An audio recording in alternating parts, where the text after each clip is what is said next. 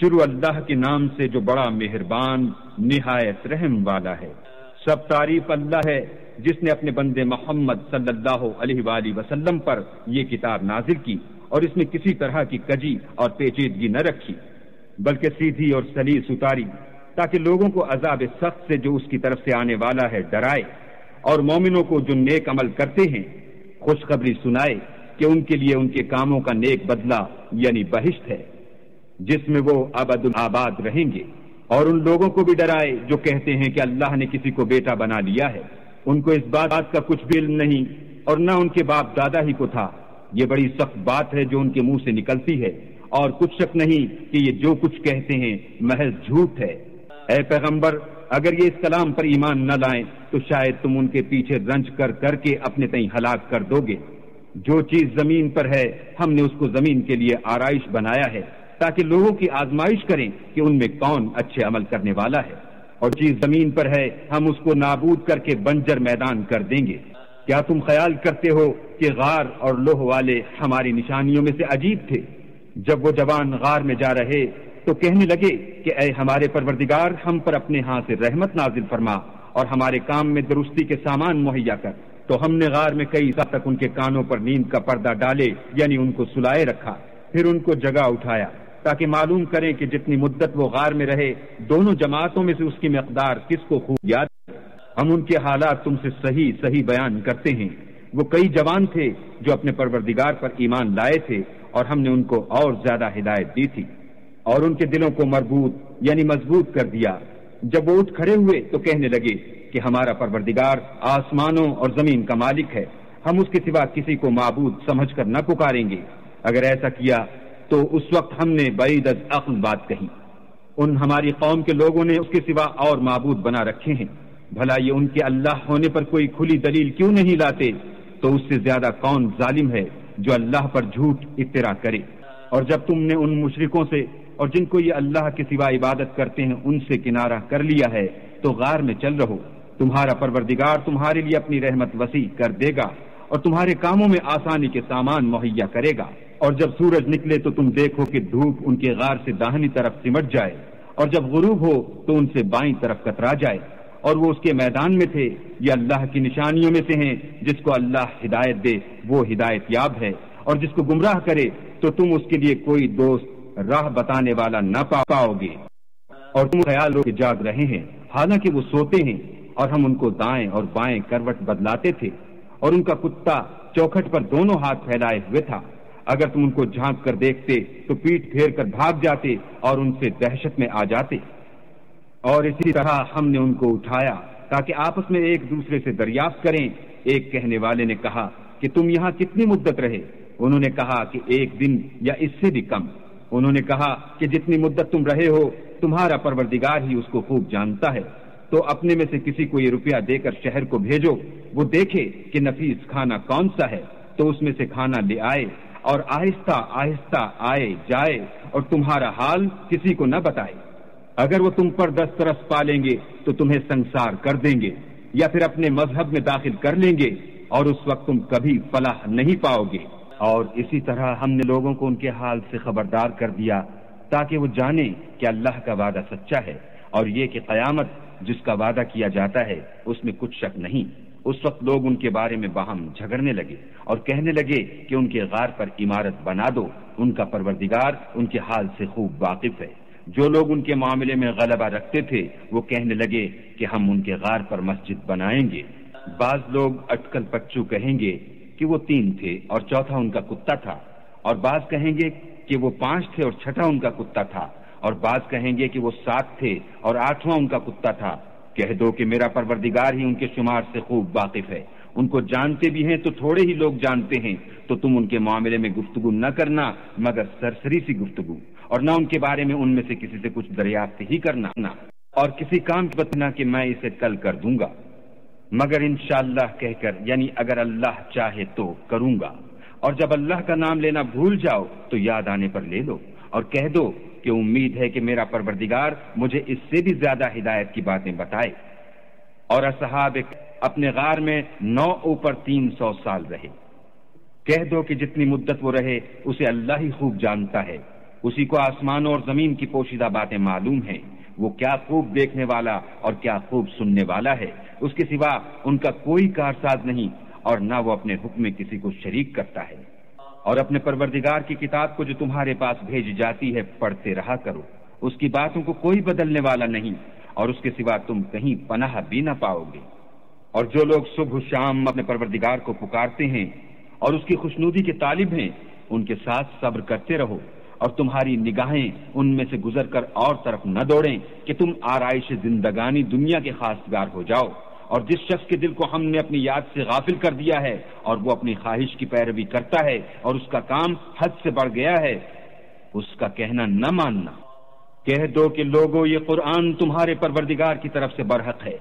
تو جو چاہے ایمان لائے اور جو چاہے کافر رہے۔ ہم نے ظالموں کے لیے دوزخ کی آگ تیار کر رکھی ہے جس کی قناتیں ان کو گھیر رہی ہوں گی، اور اگر فریاد کریں گے تو ایسے کھولتے ہوئے پانی سے ان کی دادرسی کی جائے گی جو پگھلے ہوئے تانبے کی طرح گرم ہوگا، اور جو منہوں کو بھون ڈالے گا ان کے پینے کا پانی بھی برا اور آرام گاہ بھی بری۔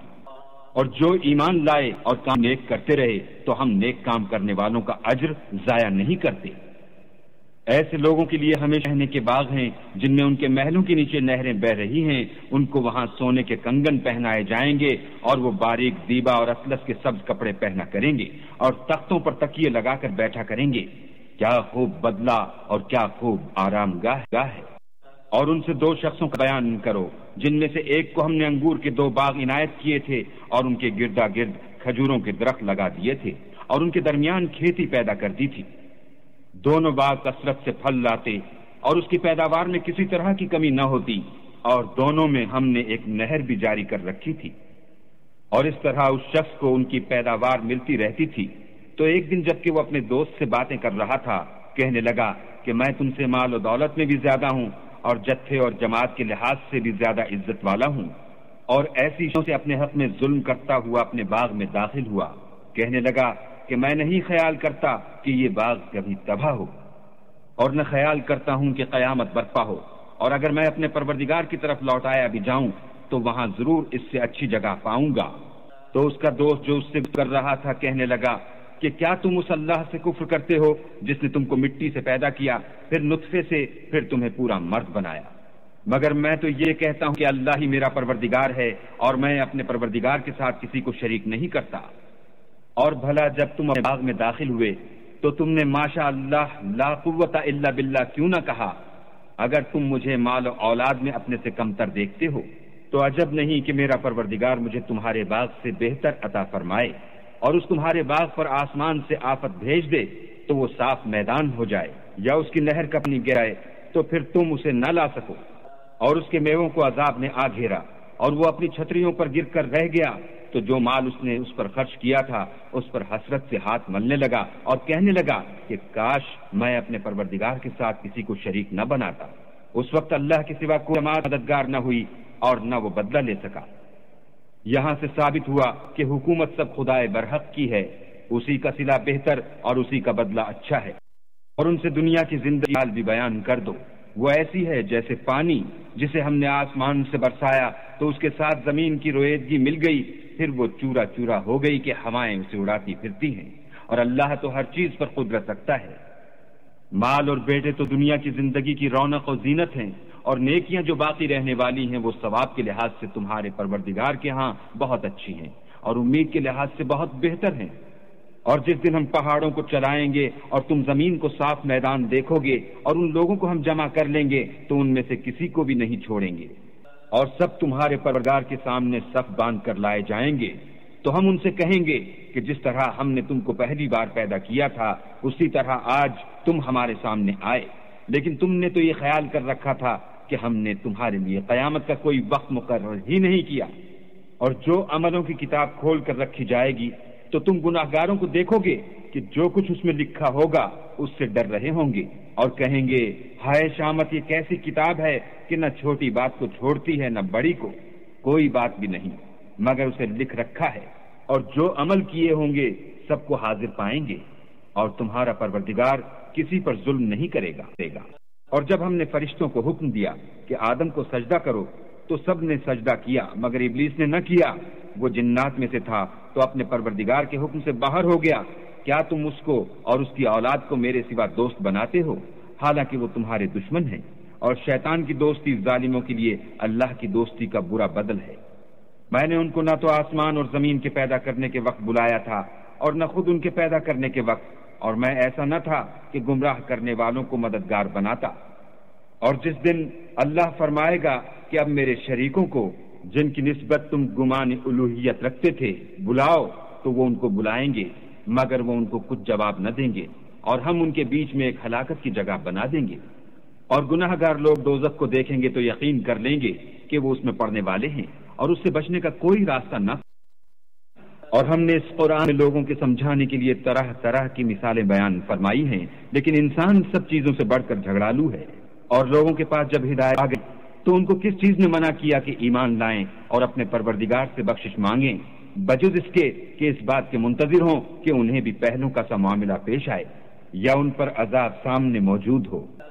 اور ہم جو پیغمبر بھیجا کرتے ہیں تو صرف اس لیے کہ لوگوں کو اللہ کی نعمتوں کی خوشخبریاں سنائیں اور عذاب سے ڈرائیں، اور جو کافر ہیں وہ باطل کی سند سے جھگڑا کرتے ہیں تاکہ اس سے حق کو پھسلا دیں، اور انہوں نے ہماری آیتوں کو اور جس چیز سے ان کو ڈرایا جاتا ہے ہنسی بنا لیا۔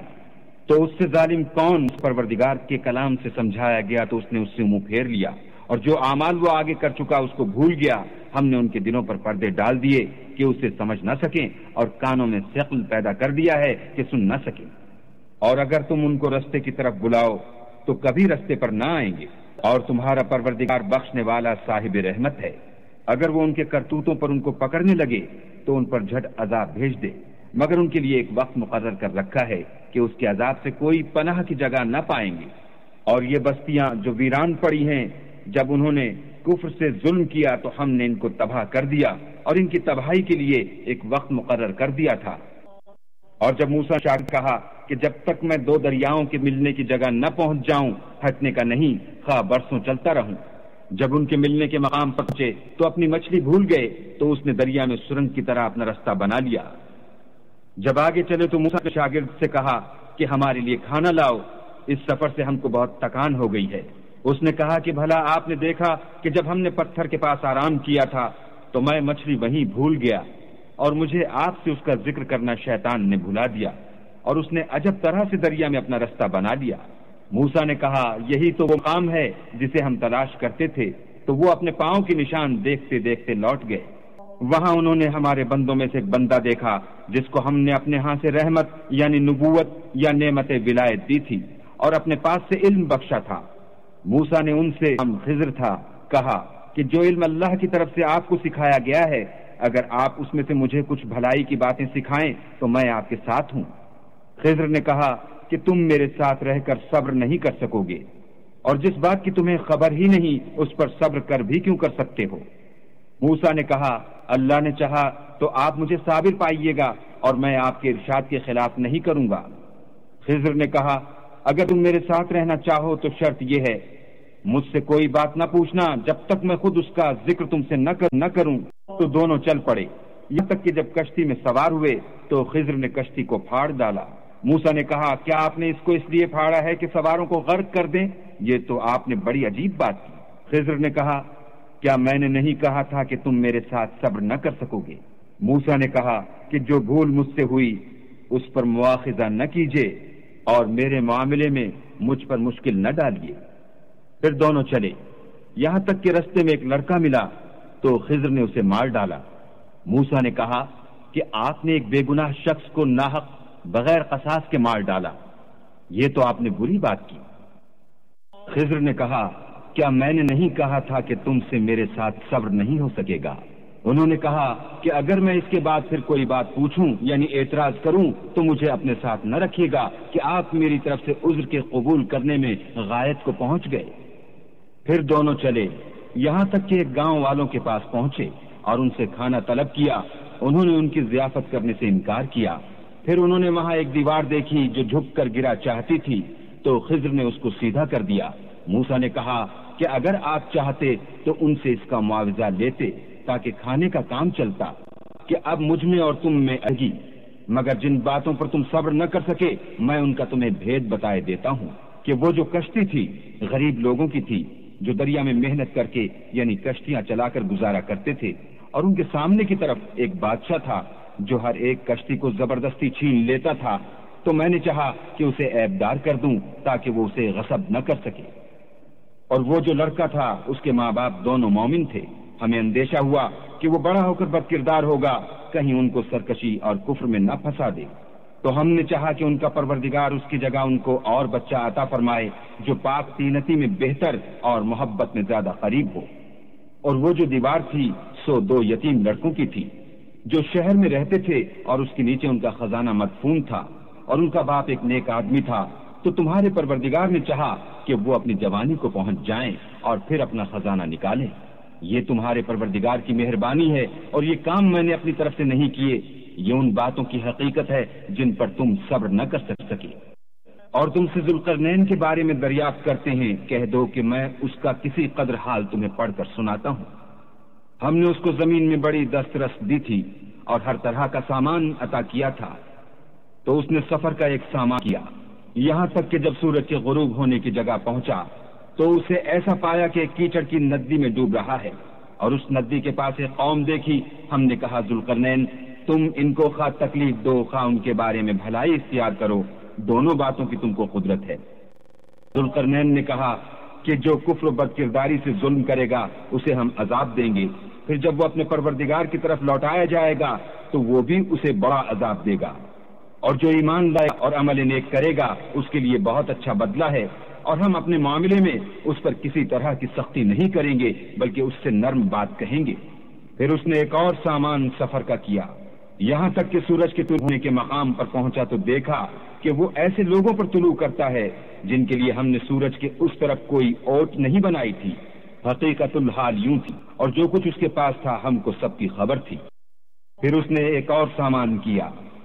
یہاں تک کہ 2 دیواروں کے درمیان پہنچا تو دیکھا کہ ان کے اس طرف کچھ لوگ ہیں کہ بات کو سمجھ نہیں سکتے۔ ان لوگوں نے کہا کہ ذوالقرنین یاجوج اور ماجوج زمین میں فساد کرتے رہتے ہیں، بھلا ہم آپ کے لیے خرچ کا انتظام کر دیں کہ آپ ہمارے اور ان کے درمیان ایک دیوار کھینچ دیں۔ ذوالقرنین نے کہا کہ خرچ کا جو مقدور اللہ نے مجھے بخشا ہے وہ بہت اچھا ہے، تم مجھے قوت بازو سے مدد دو، میں تمہارے اور ان کے درمیان ایک مضبوط اوٹ بنا دوں گا۔ تو تم لوگ بڑے بڑے تختے لاؤ۔ چنانچہ کام جاری کر دیا گیا، یہاں تک کہ جب اس نے دونوں پہاڑوں کے درمیان کا حصہ برابر کر دیا اور کہا کہ اب اسے دھونکو، یہاں تک کہ جب اس کو دھونک دھونک کر آگ کر دیا تو کہا کہ اب میرے پاس تانبا لاؤ کہ اس پر پگھلا کر ڈال دوں۔ پھر ان میں یہ قدرت نہ رہی کہ اس پر چڑھ سکیں، اور نہ یہ طاقت رہی کہ اس میں نقب لگا سکیں۔ بولا کہ یہ میرے پروردگار کی مہربانی ہے، جب میرے پروردگار کا وعدہ آ پہنچے گا تو اس کو ڈھا کر ہموار کر دے گا، اور میرے پروردگار کا وعدہ سچا ہے۔ اس روز ہم ان کو چھوڑ دیں گے کہ روئے زمین پر پھیل کر ایک دوسرے میں گھس جائیں گے، اور سور پھونکا جائے گا تو ہم سب کو جمع کر لیں گے، اور اس روز جہنم کو کافروں کے سامنے لائیں گے جن کی آنکھیں میری یاد سے پردے میں تھیں اور وہ سننے کی طاقت نہیں رکھتے تھے۔ کیا کافر یہ خیال کرتے ہیں کہ وہ ہمارے بندوں کو ہمارے سوا اپنا کارساز بنائیں گے تو ہم خفا نہیں ہوں گے؟ ہم نے ایسے کافروں کے لیے جہنم کی مہمانی تیار کر رکھی ہے۔ کہہ دو کہ ہم تمہیں بتائیں جو عملوں کے لحاظ سے بڑے نقصان میں ہیں، وہ لوگ جن کی ساری دنیا کی زندگی میں برباد ہو گئی اور وہ یہ سمجھے ہوئے ہیں کہ اچھے کام کر رہے ہیں۔ یہ وہ لوگ ہیں جنہوں نے اپنے پروردگار کی آیتوں اور اس کے سامنے جانے سے انکار کیا تو ان کے اعمال ضائع ہو گئے، اور ہم قیامت کے دن ان کے لیے کچھ بھی وزن قائم نہیں کریں گے۔ یہ ان کی سزا ہے یعنی جہنم، اس لیے کہ انہوں نے کفر کیا اور ہماری آیتوں اور ہمارے پیغمبروں کی ہنسی اڑائی۔ جو لوگ ایمان لائے اور عمل نیک کیے ان کے لیے بہشت کے باغ مہمانی ہوں گے،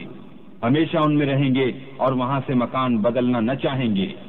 کہہ دو کہ اگر سمندر میرے پروردگار کی باتوں کے لکھنے کے لیے سیاہی ہو تو قبل اس کے کہ میرے پروردگار کی باتیں تمام ہوں سمندر ختم ہو جائے، اگرچہ ہم ویسا ہی اور اس کی مدد کو لائیں۔ کہہ دو کہ میں تمہاری طرح کا ایک بشر ہوں، البتہ میری طرف وہی آتی ہے کہ تمہارا معبود وہی ایک معبود ہے، تو جو شخص اپنے پروردگار سے ملنے کی امید رکھے چاہیے کہ عمل نیک کرے اور اپنے پروردگار کی عبادت میں کسی کو شریک نہ بنائے۔